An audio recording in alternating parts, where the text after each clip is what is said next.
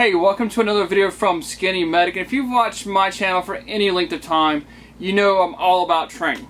Mostly stop the bleed, tourniquets, trauma stuff. In fact, my closing statement says you never know when you'll be the first responder. Remember, you need the right gear and the right training.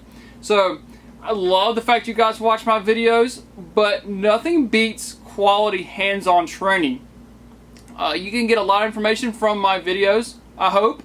But nothing beats you putting your hands into a wound or a simulator or getting your hands bloody, dirty. Nothing beats that kind of training. So if you could bring that training to your church, to your workplace, to your school, I think that's super important.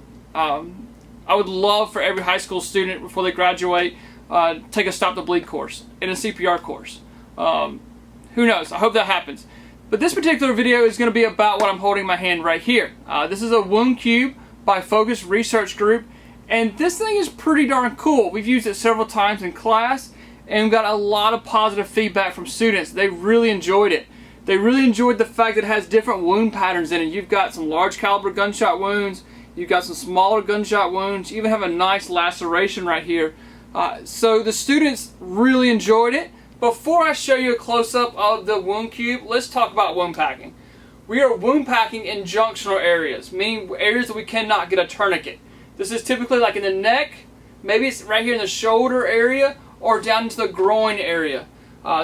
We have massive bleeding. It's not a sucking chest wound, but there's lots of blood coming out. You can't get a tourniquet up high enough. You're going to use some gauze. Maybe it's a hemostatic agent, maybe it's just rather compressed gauze. But you're going to get it down into the wound, down into the source of the bleeding to control that. It's on the pelvis area where you can't get a tourniquet up high enough. You got to get this bleeding controlled, so we're going to wound pack that area. You can use compressed gauze. You're going to have to hold pressure a little bit longer, but you could also use a hemostatic agent, such as Celox or combat gauze. You're going to have to hold pressure for less time, but it's still super important to get the gauze down to the source of the bleeding.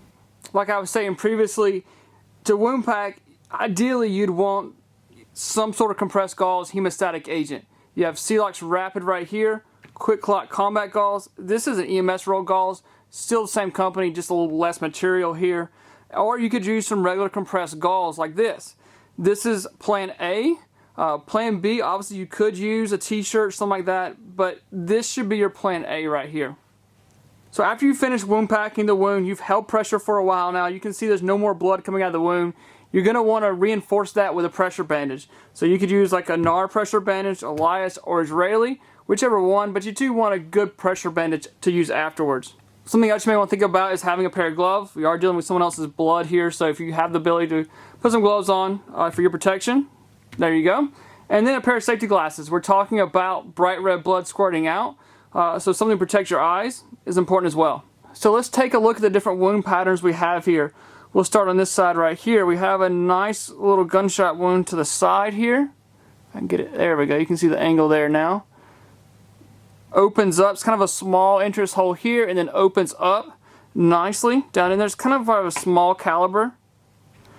You have another wound pattern right here. You can see it there on the side. Also have a nice laceration going across this side over here.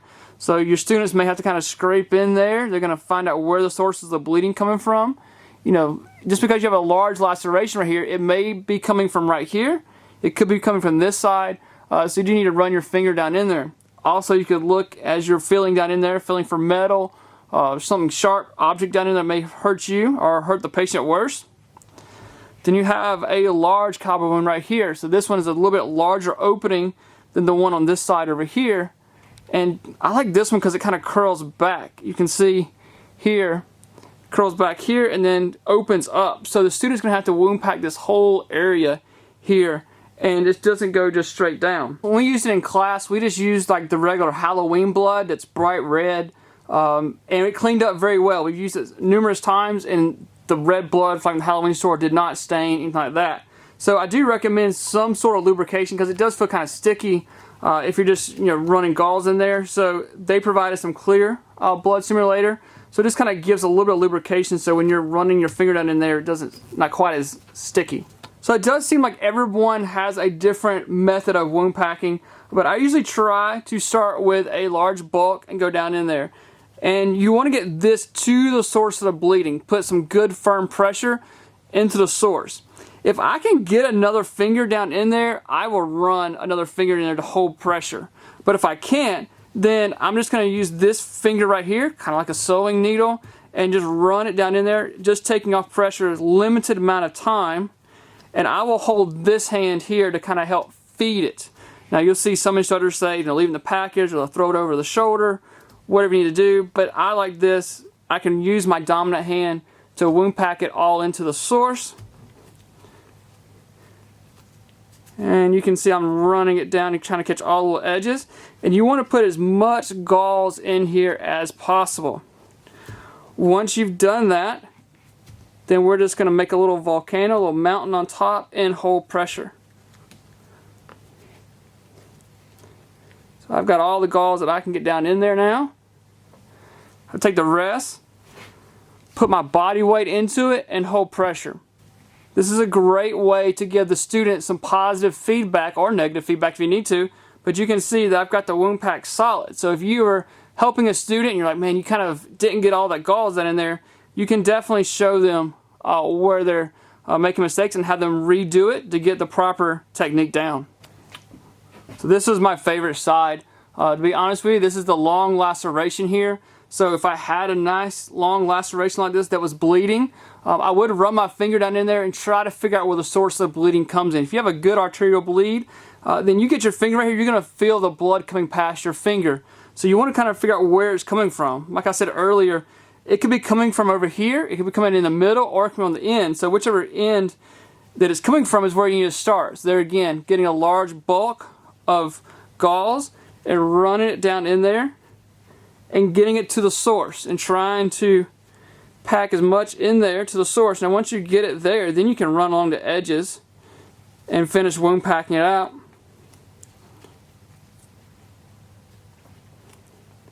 And then we're going to hold pressure again.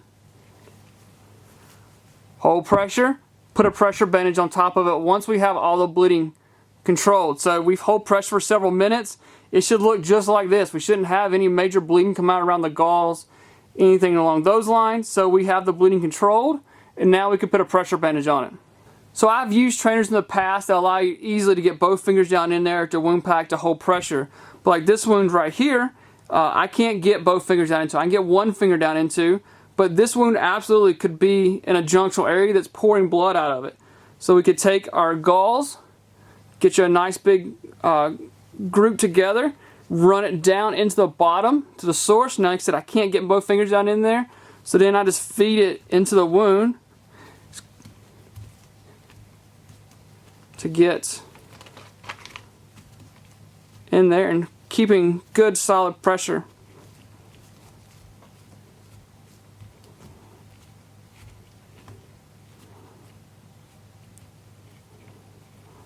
I've got as much gauze as I can get in there now. You can see it's nice and packed tight.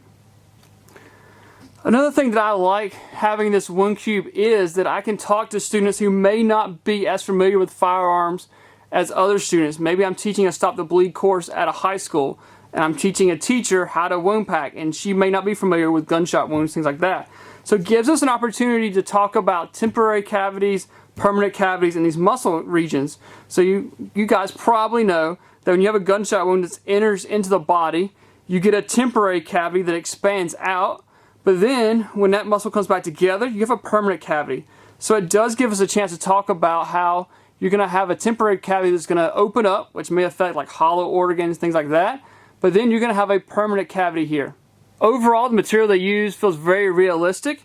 It's 4 inches by 4 inches and weighs about 2.5 pounds. It is small and compact, and we used it on the ground, on the tables, and the students really didn't have a problem with it moving around, things like that. They were able to hold it steady and put pressure onto it.